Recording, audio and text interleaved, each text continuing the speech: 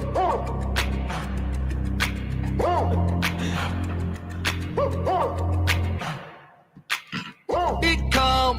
morning, everyone. Welcome to Feels Out Loud. This is Becky McNattin and Tara Martini from Becoming Together Therapy and Wellness. We are so glad to have you joining us today as we live and share stories of mental health. Today, we are discussing compassionate curiosity. Tara, last week, you mentioned living with compassion and curiosity when we were talking on the show. Mm-hmm. And we talked through how this changes the way in which we feel out loud. You said what I would say was really cool things about responding to ourselves and others with compassion and curiosity versus judgment and criticism, and the ways this shifts our paradigm. I've been thinking about it since then. Love that. And I've been wondering how we can actually practice it. So in the last week, I've been walking around and I've been trying to be intentional about seeing that there is a story for other people living all the time, and that maybe I won't know anything about. And I thought maybe you could take the lead today, because you're the one who mentioned compassion and curiosity, on sharing more with us about living with what I started to call in the last week compassionate curiosity. Love it. Or being compassionately curious. And I'm a language person, so either one of those. Absolutely. First, I'm so excited that it resonated with you and that Woohoo! you were thinking about it. Like, that's what we want for our listeners, is to listen to us and then kind of reflect in real world how it applies to themselves. So first, let's begin with what compassionate curiosity is and then is not, which is like the teacher in me saying like examples and non-examples. What it is being genuinely interested in understanding other people's thoughts and feelings, even if we differ from theirs. And that's the key, right? Is that we want to genuinely have an understanding of that person and understand them more. But what that doesn't mean is that we're looking to persuade. We are just simply listening to understand. Yeah. So you're saying this idea that, one, we may not know if we differ from them to begin with, but that there's an acceptance of that to begin with before we even maybe start in an interaction, that if it's different from me, my job or goal isn't to make them think or feel the way I do, but to be okay with wherever they're at. Absolutely. And the more I thought about today's episode and the more I just think of this in general, the more I realize that I feel like this is the outside view where the norm is judgment, right? Or like you said, before you even know if the person's views are different, how much assuming do we do? How much judgment do we place on people before ever taking the step to understand? Yeah, that idea that we wrote something in our own minds about that story. So when I've been walking around in this last week thinking about the story that I may never hear, I'm writing it in my mind. And so are you, and so is everybody. And we're writing that kind of as truth. 100%. And not only are we taking on the role of author and writing it as truth, but we're wanting to become the author of someone else's story. Good point. What right do we have to do that? That's not our story to tell. Which is, if you think about it, like, that's a big picture issue, right? It's not just about compassionate curiosity. That's just like looking at our worldview. And how many of us do that? Where we take on, give me the pen, I'm going to be the author of this person's story. Versus, let's learn more about this person's story. Right. And not only would we be the ones to share it, but maybe we think we're the ones to write it. And what you're saying is compassionate curiosity is, there's a practicing of kindness in the being willing to ask questions. Love this. Absolutely. Well, right now we're going to take a brief commercial break. Want to know how you can practice compassionate curiosity? Stick around and join us when we return. Thank you for listening to Feels Out Loud. We'll be back in a moment. You don't never need help from nobody else. All you got to do now.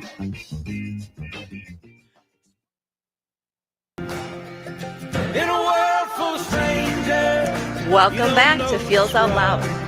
I am Tara Martini here with Becky McNattin, and today we are talking about the concept of compassionate curiosity. So, what I want to do is get into what does compassion and curiosity look like. And first of all, to kind of finish up our last thoughts from the last segment, kind of looking at like the why behind it. Well, why do we want to lead with compassion and curiosity? Yeah. And how is that helping the other person? Well, if you think about it, it's allowing each of you to be heard. And so many of us in our lives just want to be heard. Yeah. Right? How Well many said. clients do we work with, or friends that we have, or our own selves, where we don't feel validated, we don't feel heard, we don't feel like we have a place. And by leading with compassionate curiosity, we're allowing both of us to be heard and to be validated. So, what it is not is taking the time to hear someone else's thoughts, opinions, and feelings and then placing that judgment. So we now know what it is. We know what it's not, right? Because like we said, you said in the last segment, this is not working to persuade someone to feel differently. That is not our role. Mm-hmm. The role is, and the goal is to understand and understand each other at a deeper level. So Makes total sense. what does curiosity look like? What are we actually doing when we commit to being curious? Right. Well, one, and I think for both of us in our jobs every single day, we work to build connection with our clients and our coworkers. 100%. And I think humans in general just want connection. Just that big statement piece of they just want to feel like they belong or connect to someone else in this world. So that's what you're doing when you lead with compassionate curiosity. Well, how does this look? And then how does it also play into, which I think is a huge piece, is how does it play into conflict resolution? Like because you mentioned, okay, we're starting from this paradigm of, I don't know if we're in agreement. Right. I don't know that yet. We might, and you might have a thought or a feeling that I totally resonate with. But you might have a thought or a feeling that I don't. 100%. And so what you're saying is, how does it play into conflict resolution? First, kind of, how does it even play into conflict? Because now all of a sudden there maybe is one, especially if my thought and feel, I don't really like your thought and feel. Right. Well, think about the current political, everything that's going on, right? This is such a timely thing to talk about as well, because it's a human issue, but it's also very much a current issue. Where how much judgment do we place on people when you have that label of what political party or religion or all those things that are like the don't talk about, topics. What if we took all of those things and we just led with that curiosity, right? And sadly, around all those big topics, there's conflict. Well, how do we resolve that conflict? And then rather looking at it from, I'm on the defense, one of us by this end of this conversation, either Becky or Tara, is going to be wrong and one person's going to be right. Yeah. Well, what if we didn't do that? And Right. what if we looked at, there's not going to be a winner and a loser. We're resolving the issue. So many people think of conflict and don't realize the end goal is resolving it, not having a winner or a loser. And resolving might be, as what I hear you saying, resolving might be that we have literally just hurt each other. Absolutely. We might not come to. We're not persuading. The resolve doesn't mean we have to have decided one thing. Yeah. That how you feel is okay, or your position is okay. The resolve might be we listened. Yes. And I can love you and still disagree with you. I can respect you and I can still have views that are different than yours. Yeah. That's super hard. Super hard. Super I'm hard. not saying what we're teaching here is going to be easy, but it is super hard because I feel like what we're talking about are things that are the opposite of what we've been in, have been instilled in ourselves for a very long time, right? As a society, we don't do a great job of. Yeah, well, because you mentioned just now that we maybe feel defensive when somebody differs. If all of a sudden there's a conflict here, Yeah. I've heard you, I've literally heard you, and it's different.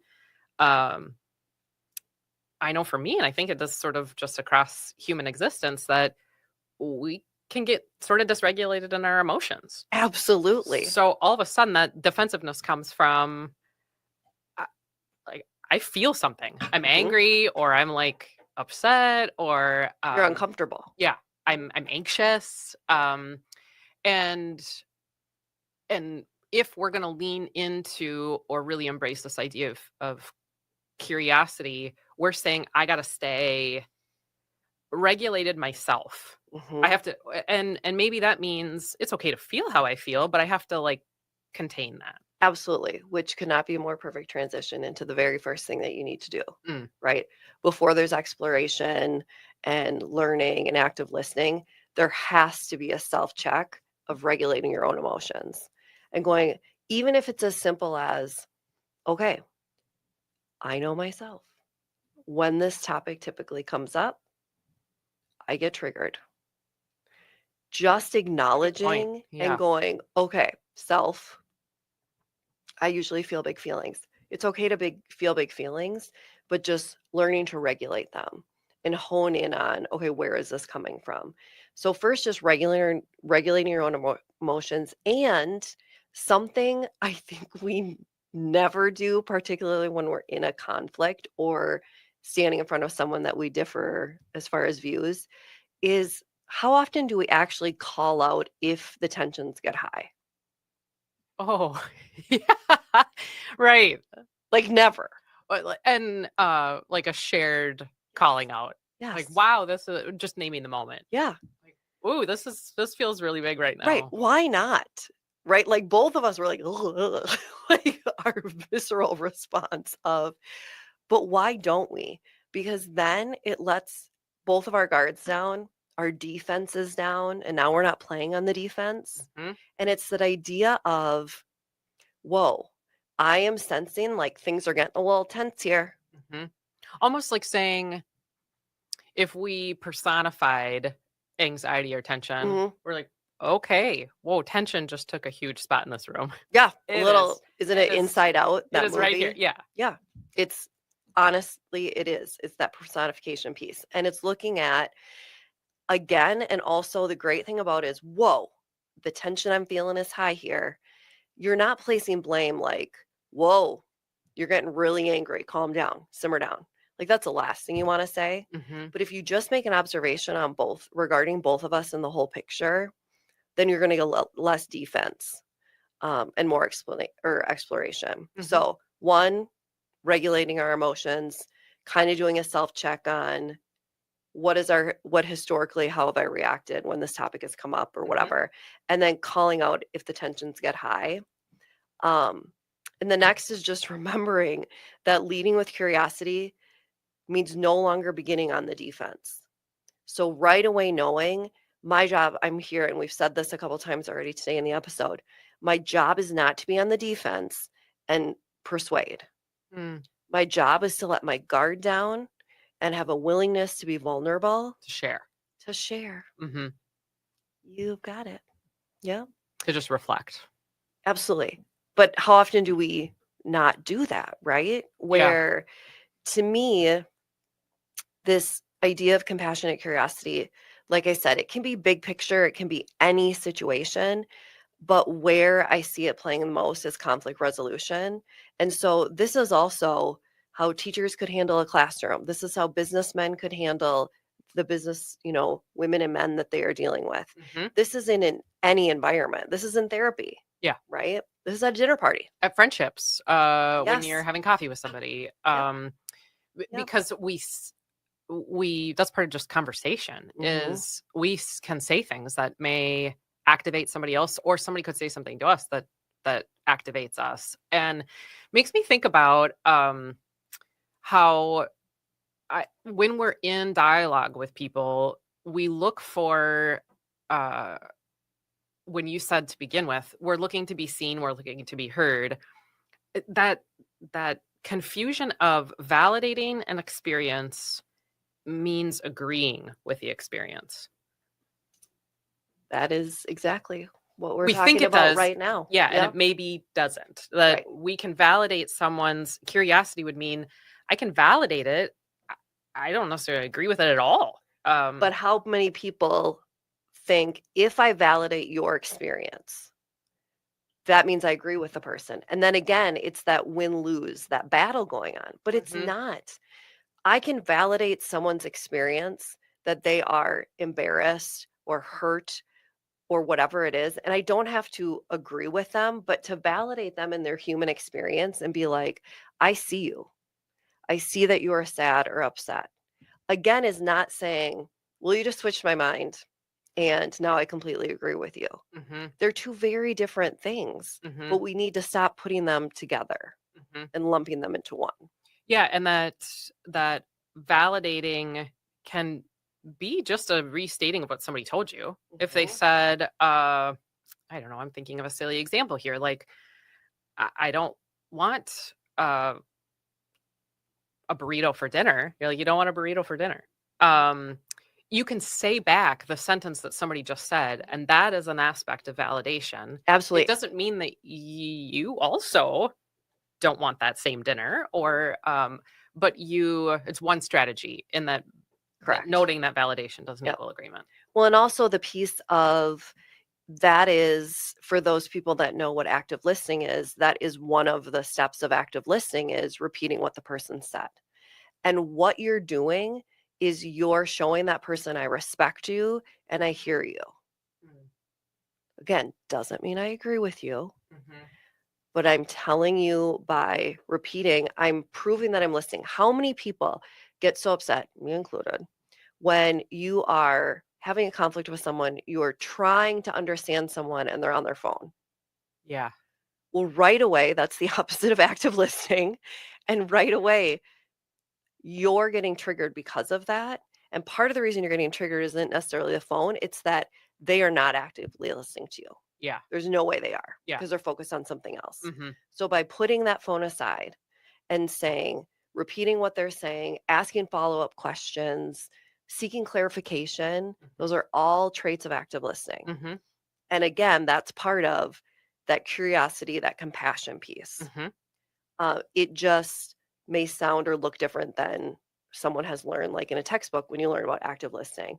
What they don't talk about is that beautiful piece of curiosity and respect and compassion that you're also showing. Mm-hmm.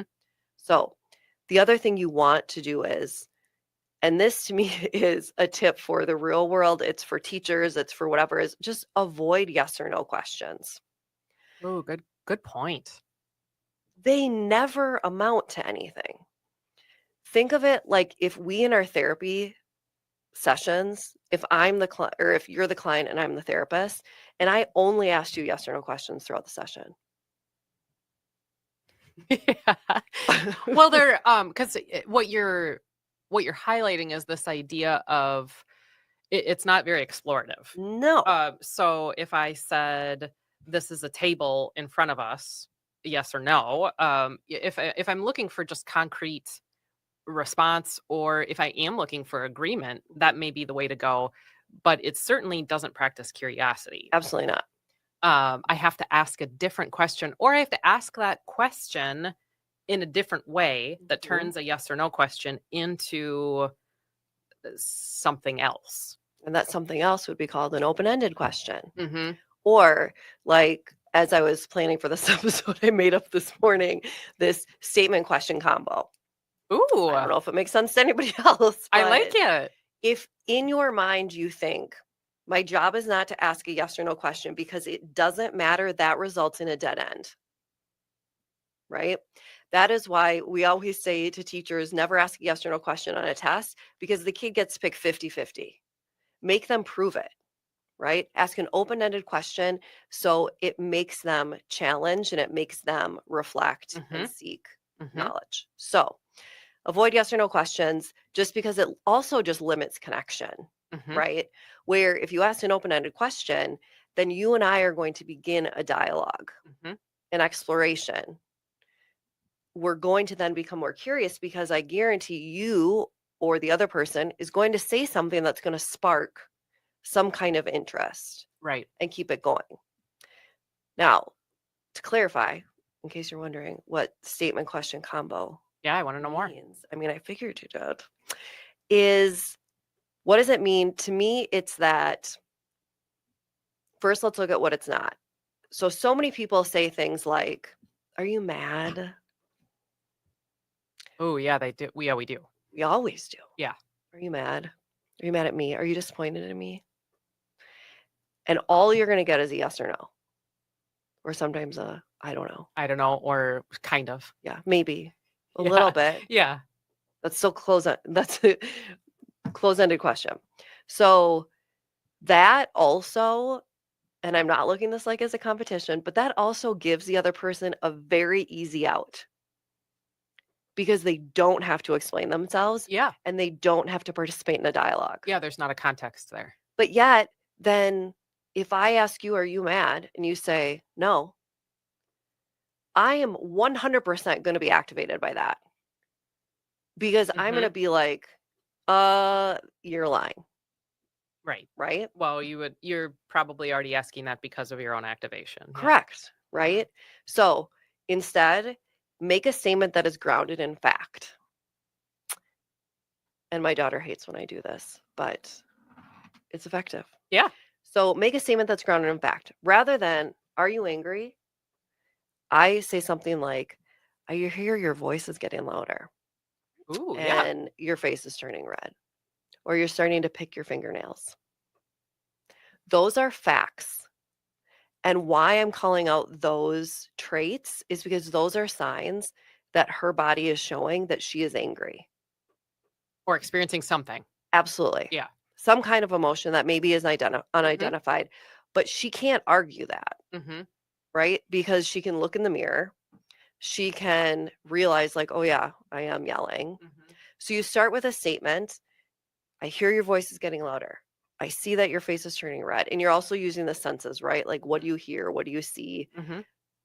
Then follow up with, what was said or done to you for you to get to this point? Oh, okay. And notice how I don't say, what did I do? Or what did I say to get you to this point? Yeah. It's what happened to get you to this point? What happened in your day? What was said or done by someone? That's a great question. And then take it from there, right? And what you're also highlighting is this, you're not personalizing whatever's going on, which, when we're curious about the context, we're curious about what's going on and what's even not being spoken, we're not saying it's because of me. Right. It could be, but we're saying, I need to know more. So what you're doing is pointing out what you see or what you observe, what you're experiencing because you see it, and you're avoiding that personalization of whatever it might have to do with you. Yes. So asking a clarification around like what happened that got to that space. Also, something you do brilliantly all the time. I think you've said this to me probably hundreds of times of, I will share something with you and you will always say, tell me more. And you always say it with such a curious tone. And what if you brought that statement into an argument? Yeah, 3 words I feel would change the world. Right? Into conflict. So I say to my daughter or to a relative or a friend, oh, I can see you shaking a little bit. Your face is getting super red and I can see some tears welling up. Tell me more about that. What are you feeling inside? Right? Yeah. That tell me more piece just opens things up as an invitation rather than, again, you being on the defense. So. And it seems like if I'm on the receiving side of somebody asking me that, it feels like an invitation. It feels a slightly more, even if somebody said it really kindly, or if they said, are you mad at me compassionately? It feels like more of an invitation to know me as a human being. And even as you're saying it and we're sitting here, I feel invited in and I can share with you. Right. That by you asking the question, you're not already even making an assumption of what I'm feeling. hmm And it's all just everything you just said. It's all about the delivery. It is our tone. It is our volume. It is how do we deliver that message? Yeah. If you said to me in a stern tone, "Are you mad at me?" Well, honey bunny, that's going to get a very different response than, "Are you mad at me?" Yeah. Or, "Hey, are you mad at me?" I mean, hmm these are all very different deliveries, and they're going to get a different result, Yeah. each one of them. Yeah. You found a quote that is amazing. Do you mind sharing it Oh, and sure. kind of Yeah. sharing it with the world? So I stumbled across this quote recently, in the last week, as I've been thinking all about this compassionate You're curiosity such a thing. good student. And so the quote is: curiosity is a willingness to experience without looking away, ignoring, or denying. Curiosity is using our attention to have an experience as it is directly. Say that again. Okay. Curiosity is a willingness to experience without looking away, ignoring, or denying. Curiosity is using our attention to have an experience as it is directly. And part of the reason that I thought that was a cool way to think about it is I think there are other feels that come into play, especially during conflict. You and I just highlighted them, a few of them. A lot of it's fear. Like, I don't want to make you, if you're already mad at me, I don't want to make you more mad at Oh, me. yeah. And what if I say something that does anger you more Absolutely. than when we started? And so the first part of this quote, curiosity is a willingness to experience without looking away, ignoring, or denying. To me, there's giving a hug to fear there. I'm willing to say I love that. I'm a little afraid to acknowledge that I see your face getting red, or I see a tear in your eye, or because one, I don't know, I feel bad for making you feel bad if Mhm. that's if in the position of conflict, or I'm afraid I'm going to make it worse because maybe I don't Mhm. even know what I did. And so I thought, when I read that, like, yeah, curiosity does really require a recognition that it's scary, that So scary. relationships are scary, and so often our intention is really beautiful, that I don't want to hurt you. I actually really care Mhm. about you. And in that relationships being so messy thing, what we end up doing is being hurtful because we avoid talking about the thing, or we come in and say, "You're mad at me." On the And defense. yeah, and you may actually not be mad at me. Maybe now you are. Mhm. And so that just really resonated with me when I read it. Me as well. And I think the pieces that you said, you have to both be willing to lead with that way, as in, I am committing, whether it's a friend, a boyfriend, a husband, a girlfriend, whoever it is, partner, I'm committing to, when we're having this conversation, I'm not going to look away, I'm not going to ignore, and I'm not going to deny. I'm going to go all in. Because how many times do we go into a deep conversation or a conflict where it's almost like, well, if I don't get my way, then I'm leaving, Yeah, totally. right? Yes. I'm always That's getting kind of the agreement ready. part. Yeah, exactly. I'm always getting ready to run, hmm right? If I get too angry, if I don't know, if that fear gets too much, or that fear also of, what if I don't know how to make it better? It isn't that you have to hmm come with a solution, you just have to come with a willingness, Yep. right? And Yep. so it's that idea of, wow, if we can handle every conflict or every person who thinks differently by going, I am respecting you enough, seeing you enough, hearing you enough to sit back and go, I'm not going to look away. Yeah. Well, you said something just now that I felt like was huge in because it leads back to what is conflict resolution. Mhm. Resolution isn't making you not feel bad. Right. When you just said, I maybe can't make you feel better, it was something around those words. How much that plays into our inability to lead with curiosity, because I might want to. That's the beautiful intention. Like, I might want to make you feel better, but that actually isn't conflict resolution. Resolution may just be hearing where you're coming from. That is the resolution. It doesn't mean that there is an end product that we tie in a bow and looks beautiful. And I've now made you, I don't even have that control, but I've made you somehow feel better. What if we didn't even have that as a framework of our operating, that we said, no, actually, the resolution by itself is that I just listened to you. Well, maybe you just blew everyone's minds and they're like, wait a second, you have just messed with everything I've known as truth and reality. But what if? Yeah, the goal of the conflict resolution isn't to have there not be conflict. But we feel like that is. And that's part of this, like, I don't want to say the wrong thing. I don't want to make this conflict worse. Well, it's the winner loser thing, right? Is there has to be a winner, there has to be a loser, because then it's resolved. Yeah. No, that is not. Right? What if it is just like you said? What if it's just us taking the time to understand each other a little bit better? Right? But it does go against everything. And so looking at it too of, we can look at this from a therapeutic lens. We can also look at it from a physical lens too of what are the benefits, and then what happens if we don't do any of this stuff. And if we just choose to judge and sit in that anger and that confusion and that fear. All those assumptions that you mentioned at the beginning. So it's, okay, well, what are the benefits of it? Well, one, you're seeking new possibilities. You're challenging us to consider what we believe and have always assumed.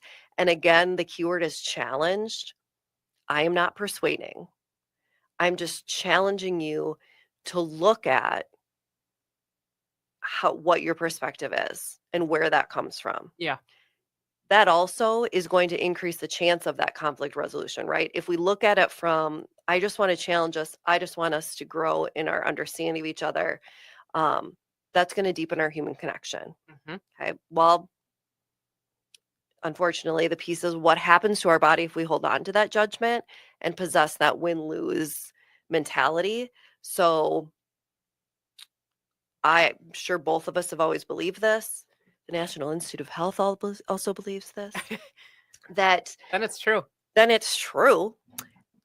Well, what physically happens to our bodies when we hold in that judgment, that fear, all those things? Yes. Well, one, what I say often to my clients, and I'm sure you say this, any therapist in the world says this or has a discussion about it, is you'll have a client sitting there and they're on the verge of tears.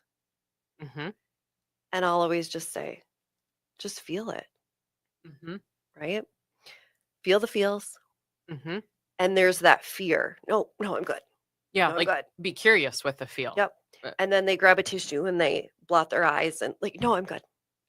What they just did, and what we do so often, especially in front of our children, adults do this, is, nope, I'm good. Well, you just push something down that needed to be released. Your body was saying to you, we got to get this out.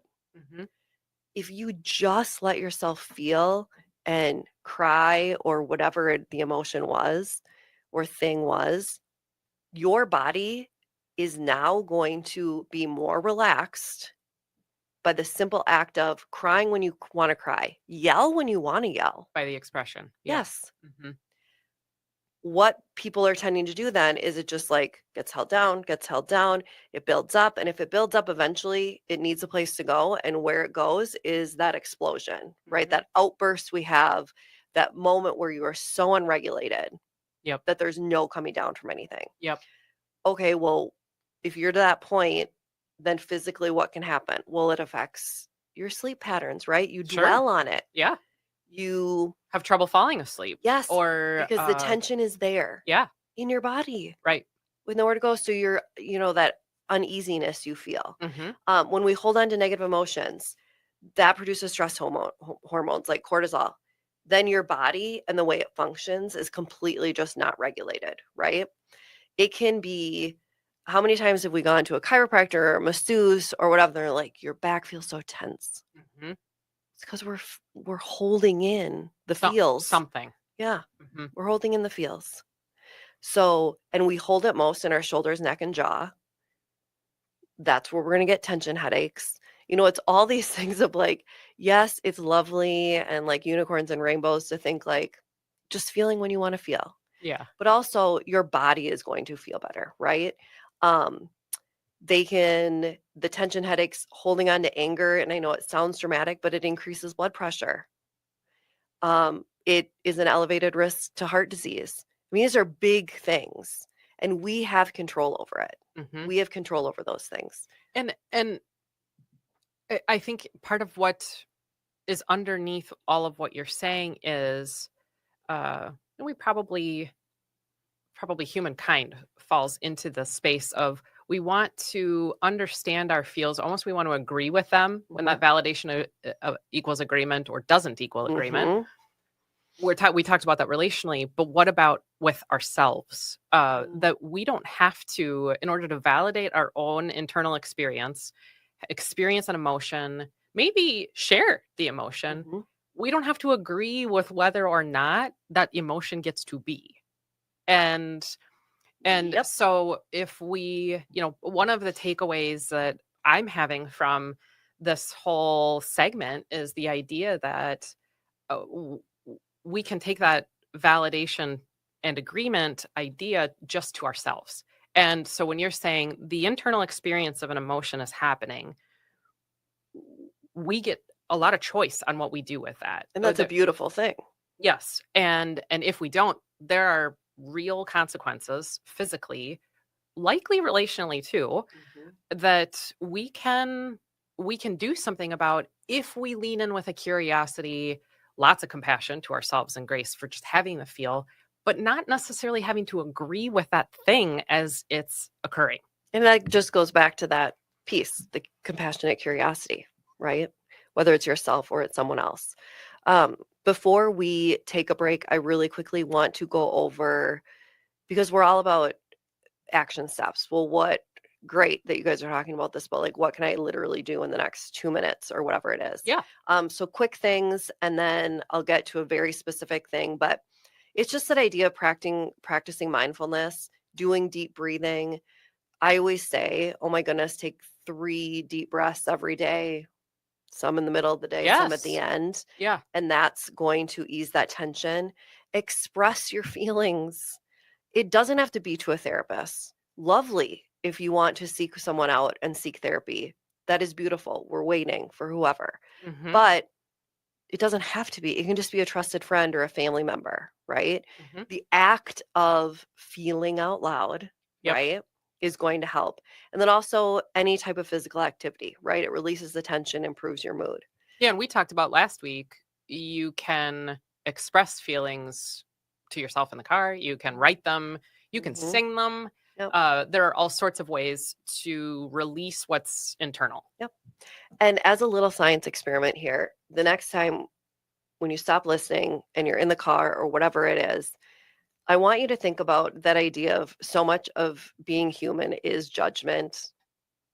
And people don't think about that. How many times I'll say, oh my gosh, I watched whatever movie this weekend. And your response is, that movie was terrible. Totally. You just led with judgment. Yeah. Why can't that person just think it was a good movie? Right? We do that so naturally. So when you find yourself doing that, just stop the conversation, right? Stop it and change the subject. I was saying to, when working with families in the schools, I would say to a parent, like, to make it fun, stop your kid from making that statement, but then to say something so silly or turn on a song or like get up and dance or just whatever. So then it turns it into a positive of not, oh, mom's going to nag me about judgment. Well, and as we said in this segment in the show so far, challenge yourself when you notice that to say, tell me more. Yes. Girl. Yes. Tell me more. Girl. So many things to think about here. It's a reset on perspective for me, for sure. We are going to head to a commercial break, but Feels Out Loud will be back shortly to talk through your questions around practicing curiosity. We are excited to chat about those. We'll see you in a bit. From nobody else, all you got to do now. In a world full of strangers, you don't know who to trust. All you see is danger, trying to find what you lost. Welcome back to Feels Out Loud. And this part of the show is where we talk through questions from our listeners. So if you have a question related to mental wellness, sharing feelings, or our topics for each week that you'd like us to process through, please email us. Our email address can be found on our show link. We really do want to hear from you and take time every week to wonder together about the topics on people's minds. So Tara, we got a few questions this week about So excited about compassionate curiosity. And I love this first one. Okay, so one of our listeners says, what if people around me aren't compassionate? It's too hard to practice curiosity with them. A friend, you are speaking to the masses. If you are listening right now, thank you for sending us this question. I so appreciate this because, as Tara mentioned in the last segment, you referenced it a few times. Hey, we're thinking a little outside what is the norm here. It's super hard to be curious with people who are not very compassionate. So, what would we say? What would you say to this listener who people around me are compassionate? It's hard to be curious with that then. Right. Well, my first thought is there is this beautiful thing in us that we are all teachers, and we can teach others to be more compassionate. And it's through practicing, and we can show compassion. It may not be reciprocated, but we can show them and ask them questions, the open-ended questions, to help guide them to explore what compassion looks like. Yep. Without going, well, no one around me is compassionate. Yeah. I mean, right? one of the thoughts I have to the person who asked this question, first, harness this idea that validating somebody else's experience does not mean agreeing with them. And you may not agree at all with the way of living in the world as not being compassionate. You don't have to agree with that in order to validate and be curious about somebody else. Yes. The more we do that, and believe me, it is not hard to do when it's not hard to do. So living this out is when it is challenging. And the second would be, remember there's a story there. So we started with, there is a story going on for all the people all the time. You don't have to even know the story, and you may never know the story, but to tell yourself there is one, there's a function to not leading with compassion, and always wonder about that. I'd say always wonder about that. Yep. And if you do that, you're going to make progress. In the fact that also it's doing a self-check of, if you're saying no one is compassionate around me, where did that belief come from? Yeah. Well, it leads to second question that we have for this week. Listener says, I am having a huge disagreement with my best friend.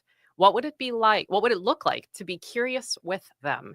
And so you just already gave a thought about what it would look like to be curious with them. Ask. First, acknowledge your own feel. It goes back to your first thought of regulate your own emotions. A huge disagreement with your best friend, that's going to cause some feelings of probably anxiety for you, maybe responsibility, maybe worry if you're the one who did it, right? That's what fear. Yep. And so being curious with them would first be noting what's going on with you. And so important. And then, you said something really beautiful in the last segment around notice, say a statement, notice an observation. Don't have to ask, are you mad at me? Notice an observation, and then say, what brought you to this point? Ask some sort of open-ended question that would allow that person to invite them in. And also that piece of, while you're doing that, then as part of the active listening piece is make I feel statements. Totally. I feel blah, blah, blah, blah, blah. that, as long as you both do that, then it takes away the win-lose, the winner-loser mentality, and goes to the compassionate curiosity realm. Let's take that I feel. I feel like it's the end of our show. I feel like it is too. Everybody be kind to yourself this week. Remember that connection fosters wellness, and your voice is one the world around you needs to hear. Share yourselves, friends, and join us next week.